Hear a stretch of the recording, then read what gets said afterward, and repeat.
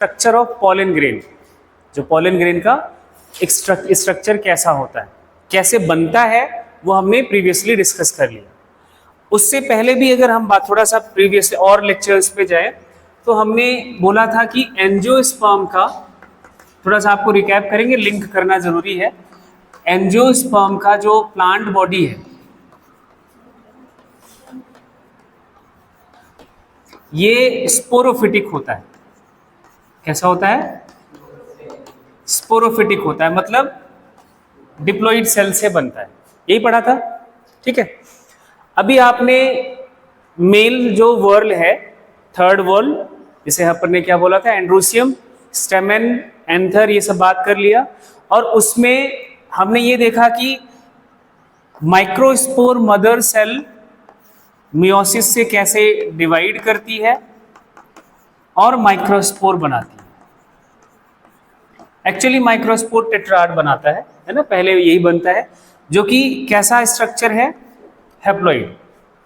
Haploid cell से बना हुआ स्ट्रक्चर के लिए टर्म यूज करते हैं गैमेटोफिटिक स्टेज। क्या वर्ड यूज करते हैं? Gametophytic stage. और जो प्लांट बॉडी है एंजियोस्पर्म का, वो स्पोरोफिटिक स्टेज में है, मतलब डिप्लॉइड सेल से बना हुआ उसका पूरा प्लांट बॉडी है। अब पहला ये माइक्रोस्पोर सेल, माइक्रोस्पोर ही एक ऐसा पहला सेल है जो हैप्लॉइड सेल बना है एंजियोस्पर्म की प्लांट बॉडी में, वो भी मेल वर्ल्ड में। अभी हमें इतना पता है, आगे अभी हम देखेंगे फीमेल वर्ल्ड में भी ऐसा ही कुछ बनता है, ठीक है। इसके लिए टर्म क्या यूज करेंगे? गैमेटोफिटिक स्टेज, क्योंकि ये थर्ड वर्ल्ड है, मेल वर्ल्ड है, मेल सेक्स ऑर्गन यहाँ पे लगा हुआ है।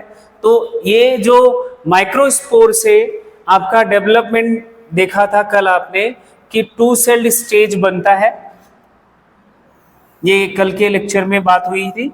2 सेल्ड स्टेज आ जाता है ना।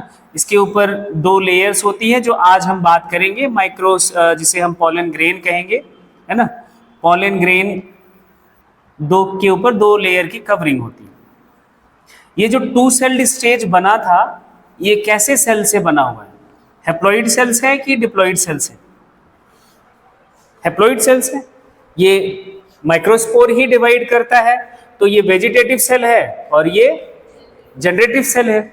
ये भी हैप्लॉइड सेल है और ये भी हैप्लॉइड सेल है। हैप्लॉइड सेल से बना हुआ एक्चुअली स्ट्रक्चर है।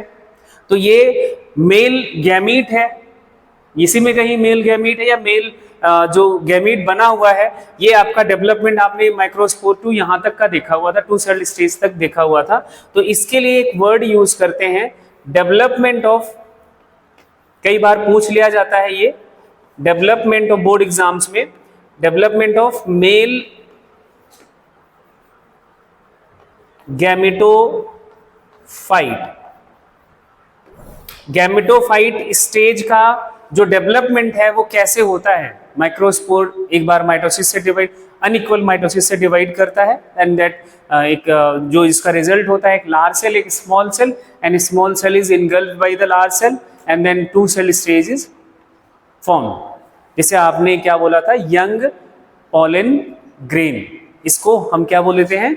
यंग पॉलन ग्रेन भी ये कह देते हैं। ये सब बातें हो चुकी हैं, ये एक्चुअली ऐड करना था, डेवलपमेंट ऑफ मेल गैमेटोफाइट, इसी को बोला जाता है, ठीक है। अब आज जो हम बात करने जा रहे हैं वो हमारा आज का बात होगा स्ट्रक्चर ऑफ पॉलन ग्रेन।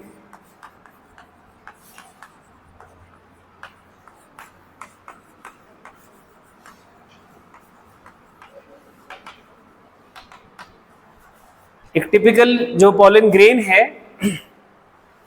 उसका स्ट्रक्चर कैसा होगा? तो सबसे पहला जो पॉइंट लिखोगे, पॉलन ग्रेन की डिटेल स्टडी को बोला जाता है पॉलिनोलॉजी। सबसे पहला टर्म यही लिखो,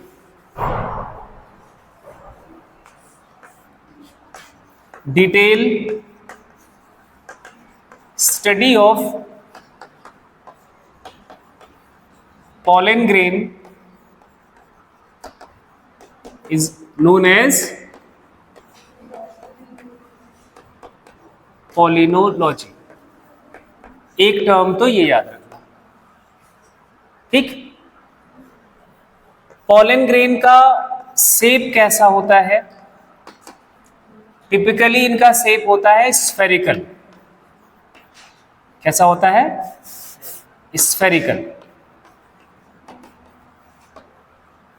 इसका मेजरमेंट लिखो, साइज कितना होता है, मेजरमेंट क्या है?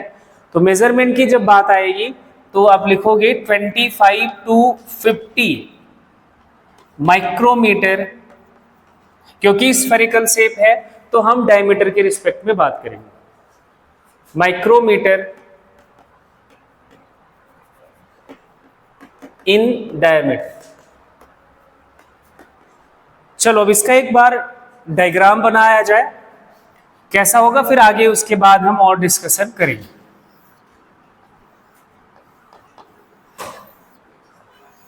ये 2 सेल स्टेज कैसे आती है, ये आपको कल डेवलपमेंट ऑफ मेल गैमेटोफाइट में ये बात डिस्कस हो चुकी है। अभी मैं सिर्फ डायग्राम बना रहा हूं।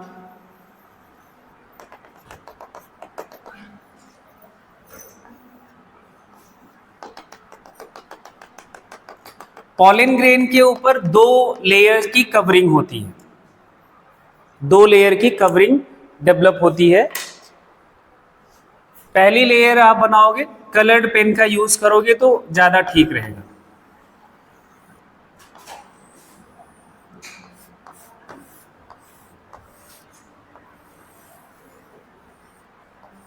ये पहली लेयर कुछ ऐसे बना लेना।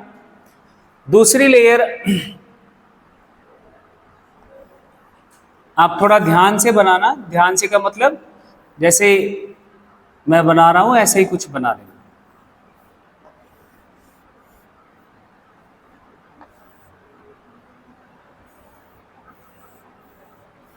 इसमें कलर्ड पेन होगा तो कंफ्यूजन नहीं होगा, नहीं तो आपका कंफ्यूजन बहुत रहेगा कि क्या है ये। एक्चुअली बना तो लोगे लेकिन वो प्रॉब्लम वहीं की वहीं रहेगी।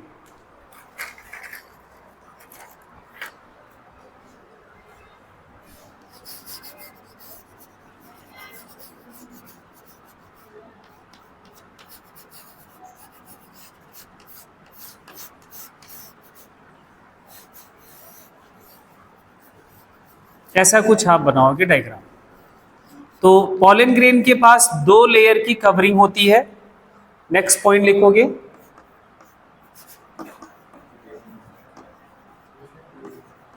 pollen grain has 2 layered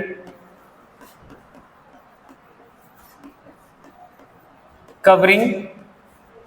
अब वो 2 लेयर की कवरिंग को क्या नाम दिया जाता है वो अपन बात करेंगे, आउटर लेयर और इनर लेयर के बारे में।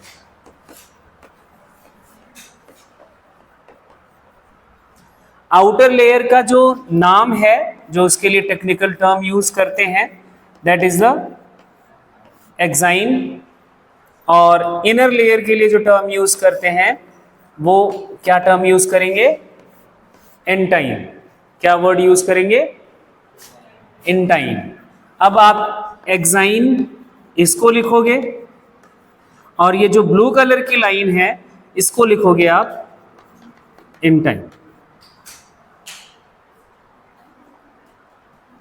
बोलो इतनी बात ठीक है सबके लिए?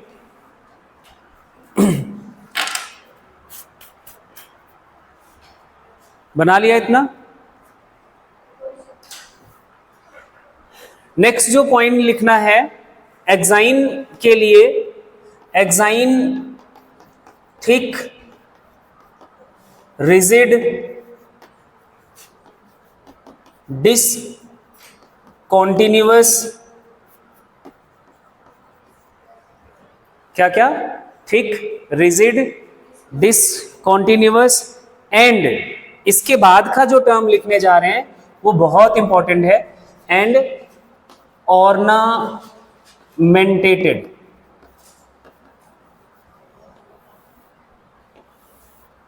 क्या होता है? ऑर्नामेंटेटेड। मेंटेटेड। क्या क्या टर्म है? थिक होता है, रिजिड होता है, डिसकॉन्टिन्यूअस होता है, मतलब कहीं कहीं पे एक्साइन नहीं होती, ठीक है, एंड ऑर्नामेंटेटेड होता है। एनसीईआरटी का एक आपका ये पेज पे ना पॉलन ग्रेन का पिक्चर बना हुआ है, ये वाला, ये देख रहे हो, कई ढेर सारे पॉलन ग्रेन के पिक्चर्स बने हुए हैं। जो आपका ये आउटर जो पिक्चर जो आउटलाइन दिख रही है वो एक्साइन है। इनका ऑर्नामेंटेशन ध्यान से देखो, इनकी ऑर्नामेंटेशन का मतलब होता है सजावट, है ना। जो एक्साइन है उसके अलग अलग पैटर्न होते हैं, अलग अलग स्पीसीज के पॉलन ग्रेन्स का।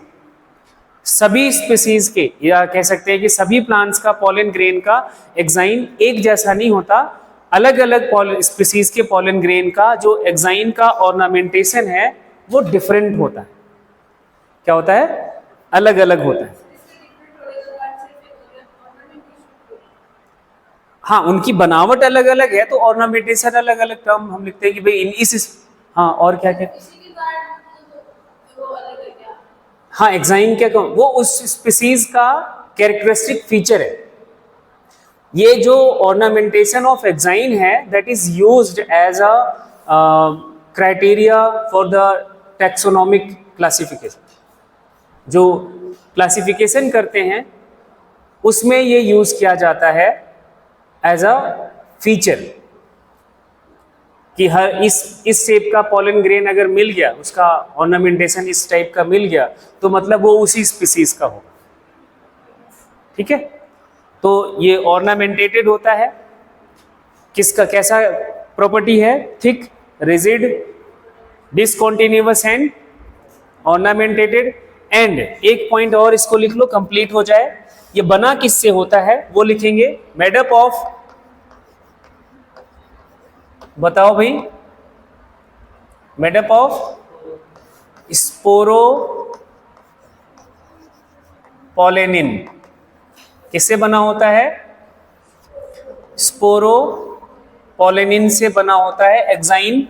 जब आप टैपेटम पढ़ रहे थे तब ये हमने वहां पे बात डिस्कस करी थी। अब उसके बाद आता है इनर लेयर इंटाइन। तो इंटाइन की प्रॉपर्टीज हैं थिन, इलास्टिक, कॉन्टिन्यूअस, कैसी कैसी होती हैं? थिन होता है, इलास्टिक है, कॉन्टिन्यूअस एंड सॉफ्ट। ये सॉफ्ट भी होती हैं, हार्ड नहीं होती, रिजिड नहीं होती। और इसके कॉम्पोजिशन की जब हम बात करेंगे तो ये बना होता है, that is made up of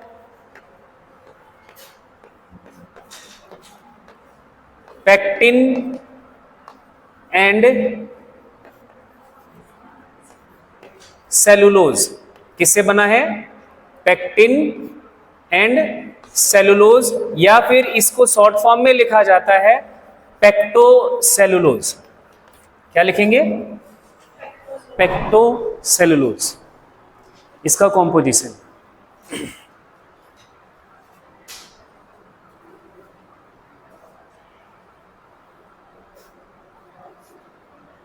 ठीक है, इतनी बात तो समझ आ गई। अब एक्साइन के लिए एक बात आपने लिखी है, डिसकॉन्टिन्यूअस। ठीक, कुछ कुछ स्पेसेस पे आपको दिख रहा होगा कि नहीं है एक्साइन, या है भी तो बहुत थिन है। ठीक है, जैसे इस वाले एरिया पे नहीं है, लेकिन यहां है तो बहुत थिन है। ठीक है, यहां है लेकिन बहुत थिन बनाया हुआ है। तो ये डिसकॉन्टिन्यूअस होने का मतलब जहां जहां पे एक्साइन नहीं होता है उसके लिए एक टर्म यूज किया जाता है, that area is termed as germ pore. क्या बोलते हैं उसको? Germ pore. जहां पे एक्साइन नहीं होगा उसको क्या बोलोगे? Germ pore. और जब ये पॉलन ग्रेन स्टिग्मा पर पहुंचता है, पॉलन जर्मिनेशन होता है, तो जो एंटाइन है इन्हीं जर्म पोर से बाहर आती है, इन्हीं जर्म पोर से बाहर होएगी। एंटाइन एंड जो आगे पॉलन ट्यूब का फॉर्मेशन होगा वो कहीं से भी नहीं होगा, इन्हीं जर्म पोर वाले रीजन से वो बाहर आएगा। किसी एक जर्म पोर से वो पॉलन ट्यूब हमारी या इनके पॉलन ग्रेन का अराइज होता है। ठीक है, तो ये जर्म पोर किसको बोलेंगे? जहां जहां पे एक्साइन एब्सेंट हो या फिर बहुत थिन हो, that area of the exine is termed as germ pore. ठीक है, अभी वो हम आगे लिखेंगे। अभी जो हमें बात करनी है पहले, वो बात करनी है स्पोरोपोलिनिन के लिए। इसको आप ड्रॉ करो। हाँ, इन सेल्स का नाम भी लिख लेना, बार बार लिखोगे तो याद हो जाएगा। इसको अपन ने क्या बोला था? Vegetative cell. और इस सेल का नाम क्या है? Generative cell. ठीक, एंटाइन, एक्साइन और जर्म पोर, इतना नाम लिख लो। ये डायग्राम आपका। Sporopollenin is the most resistant organic substance and non-biodegradable.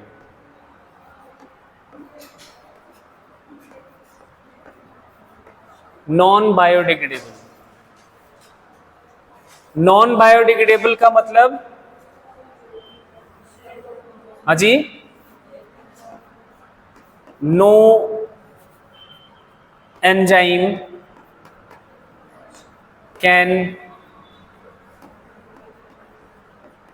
breaks it.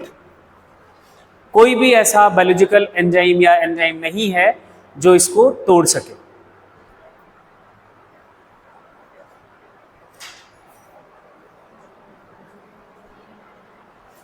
ठीक है, अब सबसे मोस्ट रेजिस्टेंट ऑर्गेनिक मटेरियल है और पॉलन ग्रेन के ऊपर है, तो ये किसके साथ किसके लिए रेजिस्टेंट शो करता है वो आपको लिखना है। इट कैन विदस्टैंड, या लिखो इट शोज रेजिस्टेंस फॉर, एक एक बात लिखेंगे। पहला, हाई टेम्परेचर। दूसरा, high acidic medium, high acidity. तीसरा, या स्ट्रॉन्ग एसिड्स के लिए लिखोगे, तीसरा स्ट्रॉन्ग बेसेस या एल्कलीज,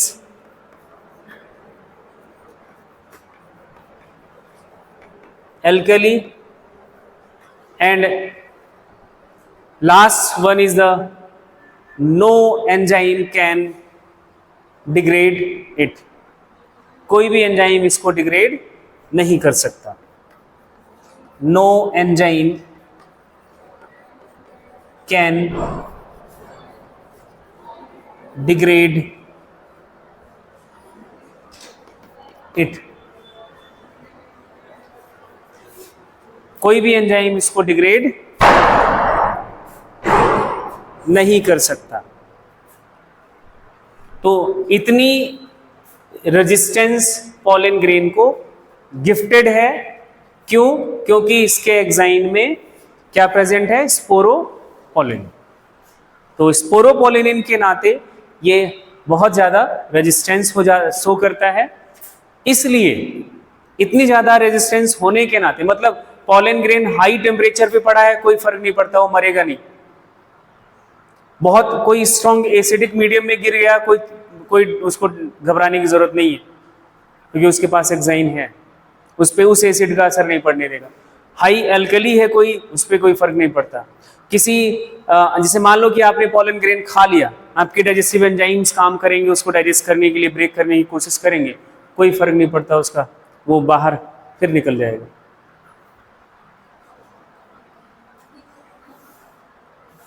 विदाउट एनी चेंज, ये इनकी रेजिस्टेंस है।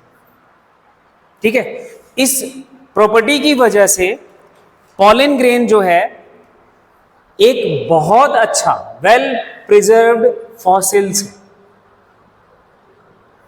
क्या ये वेल प्रिजर्व्ड फॉसिल, हजारों साल पहले क्या वेजिटेशन रहा होगा इस अर्थ पर या किसी पर्टिकुलर जियोग्राफिकल एरिया पे, वहां के सेडिमेंट्स में पॉलन फॉसिल्स की स्टडी करके साइंटिस्ट अनुमान लगाते या कंफर्म करते हैं कि वहां पे ऐसा वेजिटेशन रहा। जैसे आपको एक मूवी देखा होगा जुरासिक पार्क, जिसमें डायनासोर्स वाला एरा दिखाया गया है, डायनासोर्स के टाइम पे क्या वेजिटेशन इस अर्थ का हुआ करता था। तो वो टेरिडोफाइट्स एंड जिम्नोस्पर्म का प्लांट्स होता था, एंजियोस्पर्म नहीं थे। उनके उस मूवी में भी ऐसा ही कुछ सीन बना के दिखाया गया। तो वो कैसे साइंटिस्टों को पता चला? जो जुरासिक एरा का फॉसिल्स है, जो डायनासोर्स के फॉसिल्स हैं, वहां पे टेरिडोफाइट्स हैं, इनके जो जिम्नोस्पर्म के पॉलन ग्रेन्स हैं या है ना, वो वेल प्रिजर्व्ड कंडीशन में आज भी मिलते हैं। एक तो ये बात हो जाती है। दूसरी सबसे इंपॉर्टेंट बात जो होती है, जो आपके फॉसिल फ्यूल्स हैं, किसी रॉक के नीचे या किसी रॉक के नीचे आपका कोल है, कैसे कंफर्म करा जाए? पहले वो उस रॉक को तोड़ा जाए, इतना नहीं करा जाता। जो साइंटिफिक रिसर्च होता है वो यही सब देखा जाता है। साइंटिस्ट वहाँ के रॉक्स के अलग अलग डेप्थ के सैंपल्स लेते हैं, उनकी स्टडी करा जाता है। अगर वहाँ पे कोई जो फॉसिल कोल में कन्वर्ट होने वाला वेजिटेशन कभी उस रॉक पे रहा होगा, जो कोल में कन्वर्ट होने की एज के लिए ज़रूरी था, इतना टाइम पीरियड कम से कम पहले वो वेजिटेशन होना चाहिए, तभी वो कोल में कन्वर्ट हुआ होगा, नहीं तो नहीं हो सकता। तो अगर वो पॉलेंस मिलते हैं तो साइंटिस्ट कह सकता है कि नहीं, यहाँ पे कोई पेट्रोलियम फ्यूल, हमारा फॉसिल फ्यूल है, तो इस पे वहाँ पे फिर इंडस्ट्रीज आके ड्रिलिंग शुरू करते हैं। मिलता है तो मिलेगा ही, कंफर्मेशन वो देता है, तब जाके काम शुरू होता है। तो इसका भी पॉलन ग्रेन को हल्के में मत लेना, ये बहुत काम की चीज़ है। इन सब के अलावा अभी कुछ इसके इंपॉर्टेंट फैक्ट्स के बारे में बात करेंगे। आज के टाइम पे pollen syrup and pollen tablets भी आते हैं, लोग एज अ सप्लीमेंट खाते हैं, उसके बारे में बात करेंगे। बट अभी आगे नेक्स्ट पॉइंट लिखो, pollen grains are well preserved,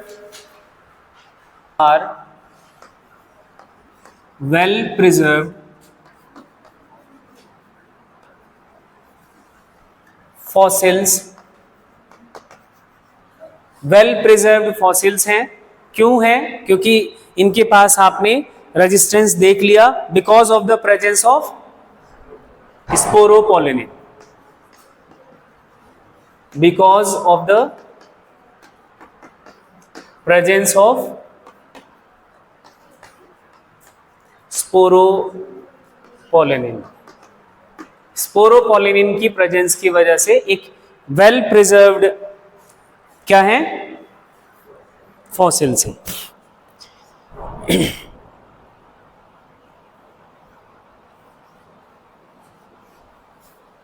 note करके एक पॉइंट लिखो, जो अभी हमने बोला उसको आप लिख लो। By the presence of fossils of pollen grains,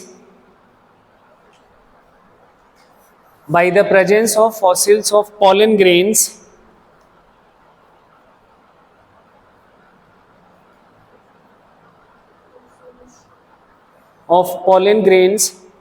one can forecast, forecast का मतलब क्या होता है अजी?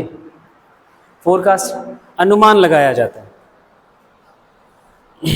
अपने वो आपके मोबाइल पे नोटिफिकेशन आता है ना, वेदर फोरकास्ट, अगले 24 घंटे में तूफान आएगा, ऐसे ही कुछ आता है, या अगले 2 दिनों में बारिश होएगी, ये वेदर फोरकास्ट है। ऐसे साइंटिस्ट इनकी प्रेजेंस के बेसिस पर फोरकास्ट करता है। One can forecast the presence of natural resources like petroleum, coal, etc. Natural resources like petroleum, coal, etc. in earth.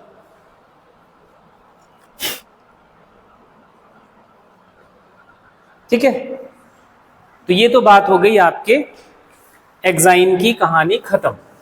अब हेडिंग बनाओ जर्म पोर। जर्म पोर के लिए क्या बोला था? At some places exine is absent और present in very thin form, and that particular region of the pollen grain या exine that is known as germ pore. लिखो, at few places at few places exine is absent और या तो absent होगा या फिर प्रेजेंट in the form of very thin layer, present in the form of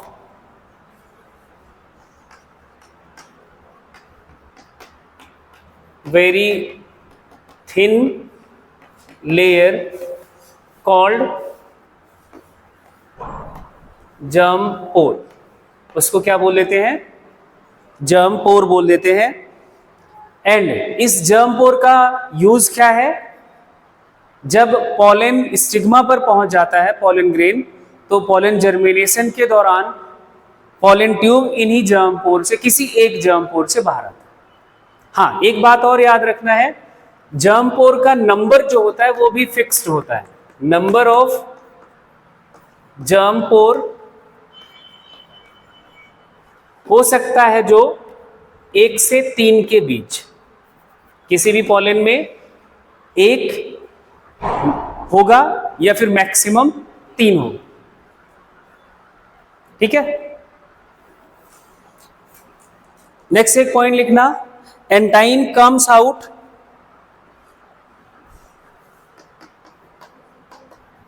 entine comes out any one of the germ pore, किसी एक germ pore से एंटाइन बाहर आता है, किस दौरान? During pollen germination, pollen germination के दौरान एंटाइन का जो पॉलन ट्यूब के फॉर्म में बाहर आता है। ठीक, बोलो भाई। अब ये जो नंबर है, इस पे भी एक बात आप नोट कर लो, तो जर्म पोर का नंबर है 1। अगर है एक जर्म पोर है, उसके लिए टर्म यूज करते हैं मोनोकॉल्पेट। क्या टर्म यूज करते हैं? मोनोकॉल्पेट। कॉल्पेट वर्ड यूज करा जाता है जर्म पोर के लिए, तो एक है तो मोनोकॉल्पेट, और ये हमें देखने को मिलता है, यहीं पे लिख लो, मोनोकॉट्स में। मोनोकॉट्स के जो पॉलन ग्रेन हैं उनके पास एक जर्म पोर होता है, ये आप याद रखना। एंड दूसरा कंडीशन हो सकता है 3 का, 2 का कोई ऑप्शन नहीं है, 3 का। तो 1 से 3 मत लिखो, 1 and 3 लिखो। 1 and 3। तो अगर 3 है तो टर्म लिखा जाता है ट्राई कॉल्पेट, और ये हमें देखने को मिलेगा इन डाइकोट्स।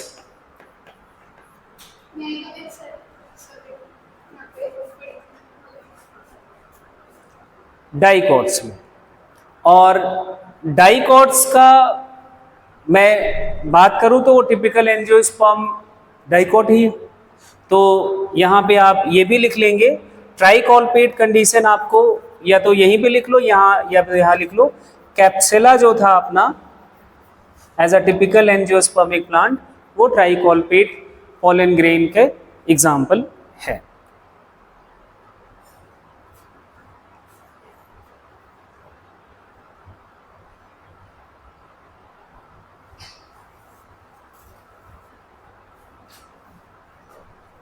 ठीक है, इतनी बात ठीक है सबको। जर्मपोर की कहानी हो गई खत्म। अब एक दो पॉइंट आपको नोट करके लिखना है जो बहुत इंपॉर्टेंट है। पहला पॉइंट लिखो, द एक्साइन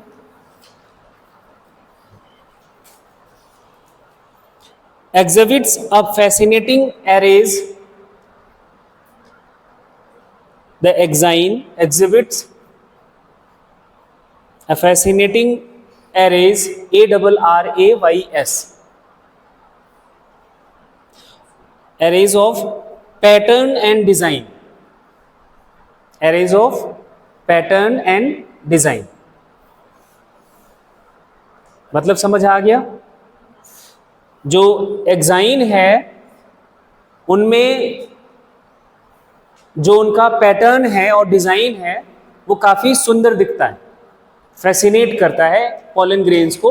अगर आप ये पॉलन ग्रेन्स पिक्चर्स देख रहे होगे तो ऐसी इनकी बनावट होती है, इनका पैटर्न और डिजाइन ऐसा होता है।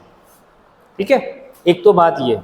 और ये जो इनका पैटर्न एंड डिजाइन है ये फिक्स्ड है स्पीसीज टू स्पीसीज, तो इस कैरेक्टर को टैक्सोनॉमी में यूज किया जाता है क्लासिफिकेशन के। दूसरा ही पॉइंट नोट करके लिखना, the number of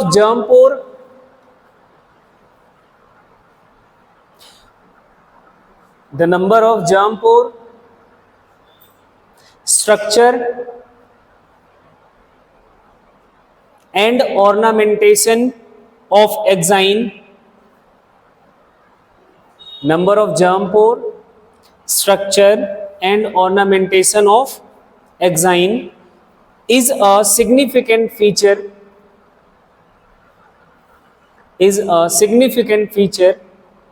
of taxonomy। Taxonomy का एक बहुत सिग्निफिकेंट फीचर है ये। ठीक है, तो ये कंप्लीट इंफॉर्मेशन हो गया पॉलन ग्रेन का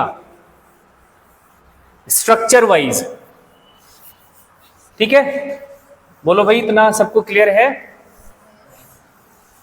अच्छा, एक वर्ड हमने और आपसे डिस्कस किया था, यूज किया था एक्चुअली, डिस्कस तो अब करेंगे, pollen kit, makeup kit.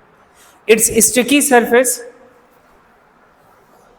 helps to attach with insect,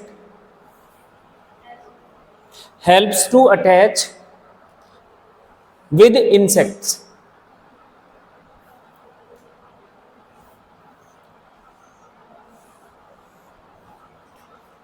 ठीक है, अब एक और बात, क्योंकि ये ऑयली सब्सटेंस है तो थोड़ा येलोइश कलर होता है इसका।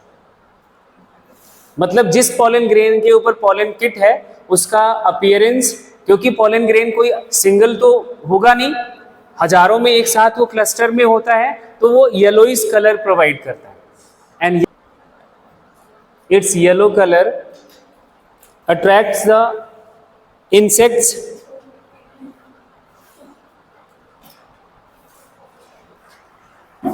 ठीक, तो ये कुछ बात थी आपके पॉलन किट के बारे में, तो क्या कैप्सुला के पास पॉलन किट है? बोलो भाई। तो आप कहोगे हाँ, लिख लो वहीं ब्रैकेट में, कैप्सुला हैज पॉलन किट। ऐसे ही नहीं कह दिया गया कि ये टिपिकल एंजियोस्पर्मिक प्लांट है।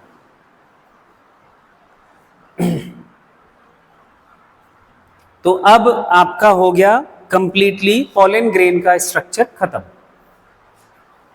ठीक है, अब एक काम करना है आपको। वैसे तो मैं देखो लिखवा तो दूंगा, लिखवाना तो पड़ेगा ही, क्योंकि काफ़ी इंपॉर्टेंट है बोर्ड के पर्सपेक्टिव से और कॉम्पिटेटिव एग्जाम के दोनों के। ये आप पेज खोलो, ये वाला जिसमें बी पॉलन लिखा हुआ है, ऐसा कुछ बना हुआ है ना, टैबलेट्स बने हुए हैं, इस पेज पे आ जाओ। ठीक है, अब इस पेज के बारे में अपन को बात करनी है और हेडिंग डालना है some important facts about pollen grain. कुछ यहां पे फैक्ट के बारे में बात करें। एज अ पैराग्राफ लिखा हुआ है, वो आप एनसीईआरटी में से, एनसीईआरटी की जो भी लाइनें लिखी हुई हैं वो पढ़ोगे। क्या क्या फैक्ट्स आपको समझने हैं वो मैं आप बात कर रहा हूं। पहला फैक्ट आपको लिखना है, पहला एज अ पॉलन का फैक्ट, एयरो एलर्जेंस।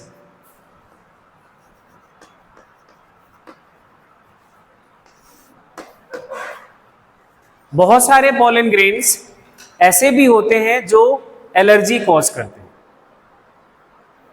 क्या कॉज करते हैं? एलर्जी कॉज करते हैं, उनको कहा जाता है aero allergens.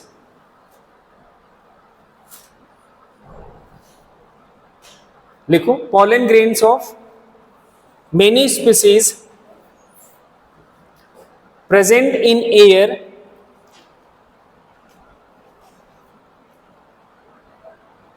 causes allergy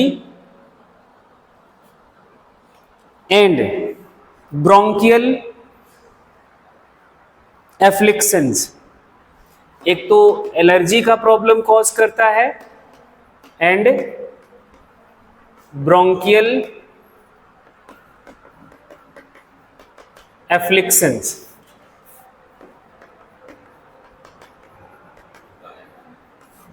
cause करेगा।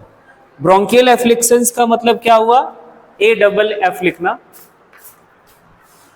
ब्रोंकियल एफ्लिक्शंस का मतलब होता है कि आपकी जो ये रेस्पिरेटरी ट्रैक है, ब्रोंकियल आ गया, क्या है, कुछ ऐसे स्पीसीजेस हैं, कुछ क्या बहुत ऐसी स्पीसीजेस हैं जिनके पॉलन ग्रेन एयर में प्रेजेंट होते हैं and they cause allergy and bronchial afflictions. मैं ट्रेन का जिक्र इसलिए कर रहा था, एक अभी मैं नाम लिखवाऊंगा, पार्थेनियम नाम इसके पहले भी आ चुका है। हाँ, एक आपका बहुत खतरनाक वीड प्लांट है ना, इनके पॉलन ग्रेन भी एलर्जी कॉज करते हैं। और ये जो रेलवे ट्रैक है ना इंडिया का, साफ सफाई तो होती नहीं है, तो वहाँ पे बहुत नेचुरल सी बात है कि हर प्लेटफॉर्म या हर स्टेशन, इवन ट्रैक के किनारे इनके प्लांट्स बहुत होते हैं। अगर बारिश के टाइम पे उधर से ट्रेन निकलती है तो बेवजह ही सब रोने लगते हैं, क्योंकि इनके पॉलेंस वहाँ के एयर में होते हैं। जिनको एलर्जी होएगी तो उनकी आंख से पानी, नाक से पानी, छींकना, ये सब स्टार्ट हो जाता है। इसलिए मैं जिक्र कर रहा था। ठीक है, तो ऐसे बहुत सारी स्पीसीजेज हैं जो एलर्जी कॉज करती हैं। तो पॉलन एयरो एलर्जेंस का मतलब लिख लिया, कुछ एग्जाम्पल्स लिखो। अब वो कौन कौन सी स्पीसीजेज हैं जो जिनके पॉलन ग्रेन आपको एलर्जी कॉज करते हैं, उनमें से पहला नाम लिखो। बड़ा अच्छा नाम है, बस आपका काम है कि इनको जाके देखना। क्या नाम है? चीनोपोडियम। हाँ, जो भी है, कीनो चीनो जो भी पढ़ लो अपने हिसाब से, है ना। दूसरा नाम जो मैंने अभी जिक्र किया, पार्थेनियम। पार्थेनियम का कुछ और कॉमन नेम ऐसे रखे गए हैं, इसको कैरेट की तरह इसकी लीफ दिखती हैं, कैरेट की लीफ देखा होगा, तो उस वैसी इनकी लीफ भी दिखती हैं, तो इसको कैरेट ग्रास भी कहा जाता है और इसको कांग्रेस ग्रास भी कहा जाता है। क्यों कहा जाता है कांग्रेस ग्रास, ये भी समझना है। ये उस टाइम पर आई होंगी। हाँ, इंडिया का भी ऐसा दौर था कि इंडिया को गेहूं क्या करते हैं, वो इंपोर्ट करना पड़ता था, वो भी जो अपने अमेरिका जैसे देश हैं इधर से मंगवाना पड़ता था। तो ये प्लांट जो है पार्थेनियम, ये एक्चुअली है नेटिव ऑफ अमेरिका, ये घूमने आया है इंडिया, इंटरनेशनल प्लांट है, अमेरिका का प्लांट था और 1990s के दौरान, है ना, और वो भी एक ये माना जाता है गवर्नमेंट की तरफ से अप्रूव्ड है, 1950s 51 या 52 के आसपास की बात है। गेहूं जब भी जो इंपोर्ट होता था उनके साथ इनके पॉलन ग्रेन्स इंडिया में आए थे, मतलब इनके सीड्स एक्चुअली आए थे और ये इंडिया में ग्रो करना शुरू किया और आज इंडिया का ऐसा कोई हिस्सा नहीं है जहां पे पार्थेनियम ना मिले। सॉर्गम,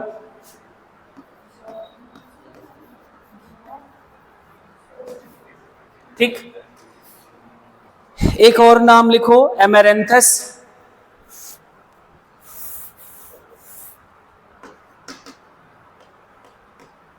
एमेरेंथस, ये प्लांट्स के नाम है, इनके पॉलेंस एलर्जी कॉज करते हैं। एक सबसे खतरनाक एग्जाम्पल है और ये कभी भूलना नहीं चाहिए, बहुत इंपॉर्टेंट है और बहुत बार पूछा गया है, दैट इज द एम्ब्रेसिया।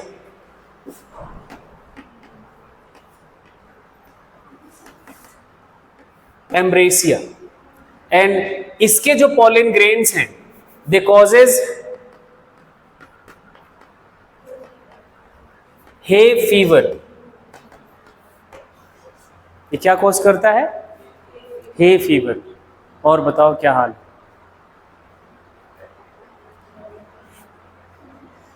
अब ये हे फीवर क्या होता है,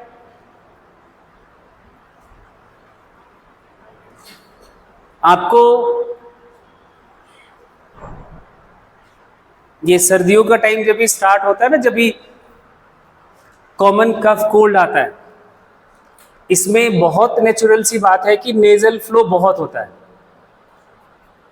आंख से पानी बहुत आता है, फीवर, नाक बहती रहती है, वो हैंकी ऐसे करते हैं ना, नाक निकले जा रही है, खींचे जा रहे हैं, गंदे तरीके से, बहुत बुरा सा लगता है जब भी नेजल फ्लो और आंख से पानी आए with fever, common cough and cold होता है, that fevers are termed as hay fever.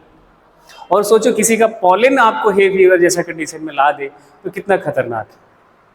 ऐसा एक प्लांट है, वीड है और हर जगह होता है, तो ये जो कॉमन कफ कोल्ड आता है, सीजन कहते हैं, ये सीजन आ गया, सीजन इनका आता है, तुम तो शिकार हो गए,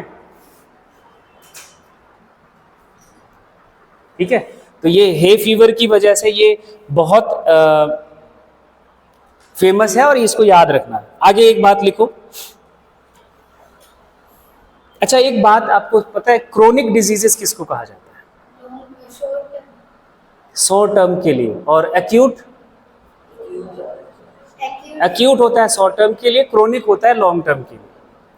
जो अभी ये नाम लिखा आपने ना, चीनोपोडियम या कीनोपोडियम, पार्थेनियम, सॉर्गम, एमेरेंथस तक, कितने नाम, ये इसको छोड़ दो बस, एम्ब्रेसिया को छोड़ दो बस, ये सभी जो हैं कुछ लोगों में क्रोनिक रेस्पिरेटरी डिसऑर्डर्स कॉज करते हैं। क्रोनिक रेस्पिरेटरी डिसऑर्डर्स मतलब समझ रहे हो, जैसे अस्थमा, अस्थमा का नाम सुना है, रेस्पिरेटरी डिसऑर्डर है, तो अस्थमा जैसी प्रॉब्लम ये कॉज कर सकता है। ये लिख लो उनके सामने, एक ऐसे एरो बना के लिख लो, in some people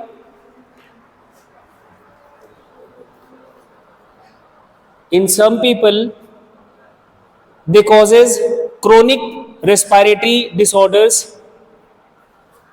like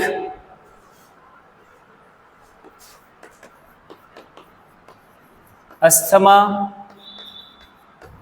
bronchitis,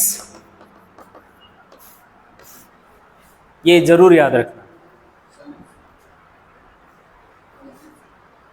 The causes chronic respiratory disorders that came into India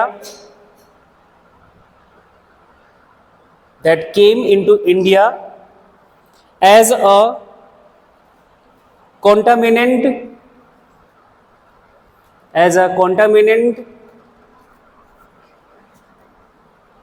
with imported wheat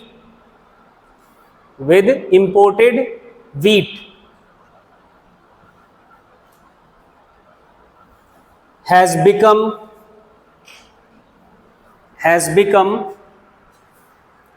ubiquitous. Ubiquitous का मतलब होता है जो अब हर जगह है. Ubiquitous in occurrence and causes pollen allergy. Ubiquitous in occurrence and causes pollen allergy.